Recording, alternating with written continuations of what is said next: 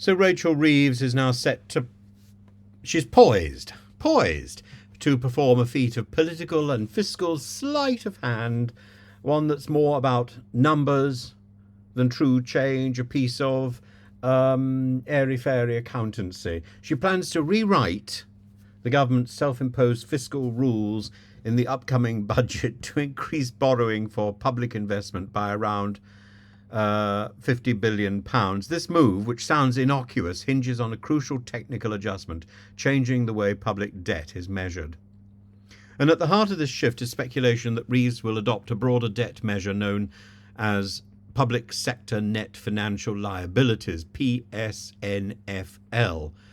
And this definition allows assets such as the government student loans book to be classified as assets rather than liabilities. And this tweak creates headroom for an additional £53 billion in borrowing without violating the existing rule that requires debt to fall by the end of a forecast period. By including investments previously excluded from fiscal calculations, this measure essentially reframes debt, allowing more borrowing while maintaining the appearance of prudence. In essence, Reeves is engaging in fiscal gymnastics. The rules stay the same on paper, but the means of calculation shift, creating the illusion of stability, and Reeves justifies this as necessary to reverse the path of decline in public investment, which was set to plummet under Conservative policies. She points to crucial areas like life sciences, clean energy, infrastructure as sectors that need this injection of capital. Well, we've known for a while we need an injection of capital, so why didn't the previous chancellors change the rules? I mean, if you can change the rules, if you can rewrite the textbook, why continue being strangled by rules that you make yourself?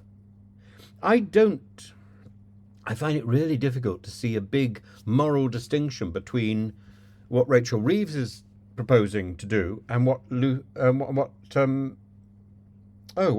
Liz Truss did. Liz Truss was a fool. Am I now to conclude that Rachel Reeves is a fool as well? Such a manoeuvre that she is producing could as easily spook the markets as Liz Truss's nonsense, as it plays with the numbers that underpin investor confidence in the UK's fiscal responsibility.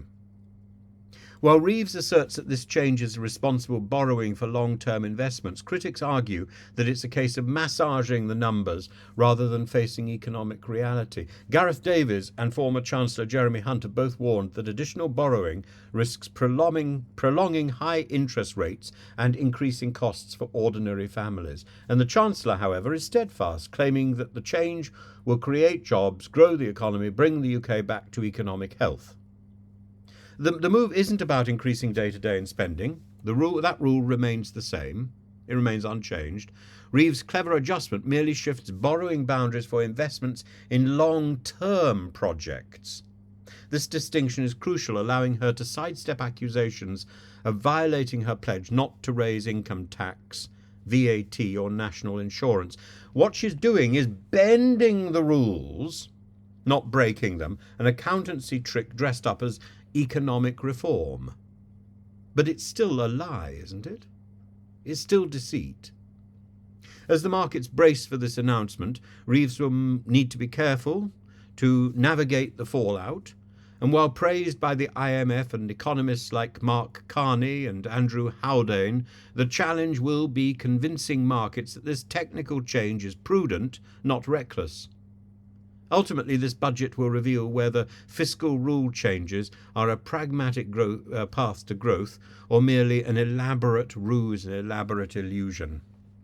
As I say, the jury is out at the moment, but I think people will be holding their breath to see if Rachel Reeves is simply Liz Truss in a different disguise. And Liz Truss has been saying, "Oh, I could still be Prime Minister." Well, at this rate, maybe she could.